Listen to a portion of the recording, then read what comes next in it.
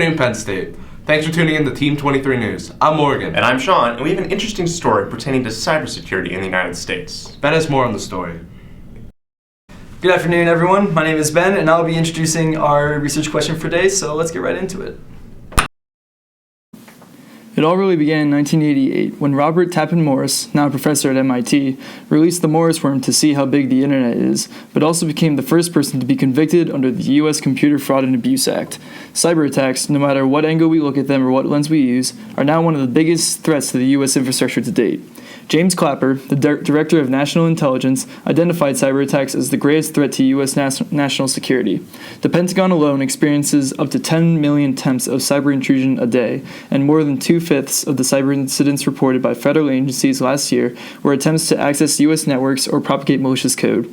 Infrastructure that is critical to sustain the U.S., such as physical and virtual assets, systems, and networks that are vital to keeping national and economic security, health, and safety, are all vulnerable to cyber attacks put into place by foreign governments, criminals, and even just lone wolves. The question for our video is this: what would happen if someone successfully infiltrated the United States with a cyber attack? Now let's send it over to Sean for his input. Cyber attacks have been around for almost as long as we've had functional desktop computers. The first recorded example of a cyber attack was basically an accident. In 1988, Robert Tappan Morris created a worm that replicated itself rapidly in an attempt to gauge how big the internet is. This worm replicated rapidly across the United States and created a huge problem. The worm slowed down computers almost to an unusable point. As a result, Mr. Morris was the first person to be convicted under the U.S.'s Computer Fraud and Abuse Act. The history of cyber attacks only gets more disturbing from there. The United States experiences attacks on a daily basis and has released reports stating that problems are occurring. The United States is not the only country experiencing problems with cyber attacks. China, Russia, and multiple countries across the Middle East have experienced attacks that have put their infrastructure at risk. For example, in October of 2010, a complex piece of malware was discovered in Iran. The goal of the malware was designed to disrupt nuclear facilities within Iran, which could have had huge consequences.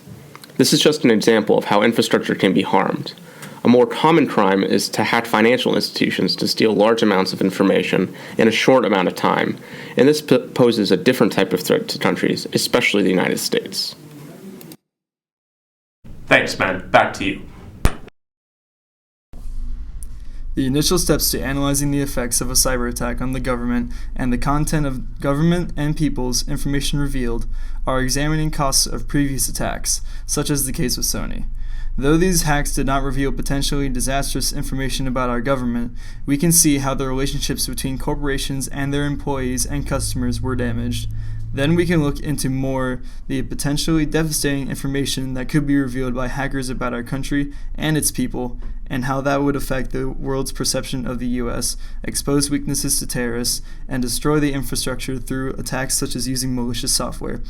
Employee and customer information, such as private email containing embarrassing or hurtful context, social security numbers, and bank account information, was revealed in the Sony hack. The consequences of this information being leaked was its effect on the relationships between Sony's employees, customers' trust concerns, identities being revealed, and millions of dollars being lost. If an attack similar to this were to occur within a U.S. government agency, personally identifiable information would be stolen, potentially for the entire population, not just people with information stored by Sony. The most dangerous information revealed in a hack would be military plans, weapon systems, foreign government information relations, vulnerabilities within systems, organizations, and future plans, nuclear weapons information, and any information posing a severe threat to national security. Now let's send it over to Morgan for some details on corporate America. For the U.S. to go about fixing the information loss, they would have to collaborate with someone like Google. In an article written by the government, it talks about how in order to stop a cyber attack, a collaboration with another country would be helpful. In 2013, the U.S. worked with Great Britain to try and see where they were making mistakes in terms of securing their information. In this same sense, for safety precautions, the U.S. should try to work with someone like Google or some other big technological company to try and save their information if someone were to attack them. Now, this could be costly, assuming that Google wouldn't just give them help for free. Google is a large company who knows what they're doing and they know how much their services are worth. But in order for the U.S. to be safe from cyber attacks, a collaboration is needed. Now over to Cody for his take. Although it's been said before about the enormous amount of harmful internet network traffic that the U.S. is bombarded with on a daily basis, 10 million attacks a day is no joke. With statistics like this, we can't possibly disregard the fact that cyber attacks are a very real and dangerous topic in today's day and age. Cyber attacks have become so sophisticated and complicated that a large portion of the U.S. defense system is devoted to halting these attacks before they can do any real damage.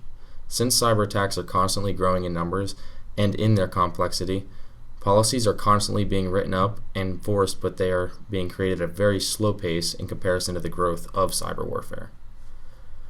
Foreign entities that constantly attack the United States understand what to attack or disable. Most attacks are large scale, and if successful, wouldn't attack Verizon or Google, but rather parts of the energy industry. A successful attack could be something as simple as cutting off your water, hindering the gas and oil industries, and making sure you can't get any of the necessary goods you need at a grocery store by halting transportation. These are just minor examples, but the purpose is to exemplify just how real these attacks are and express the incredibly vast numbers of attacks the U.S. encounters every single day. Thanks for tuning in, everyone. I hope this video has given you some insight on the threat of cyber attacks and their consequences in the United States. Until next time, we're Team 23 News, signing off.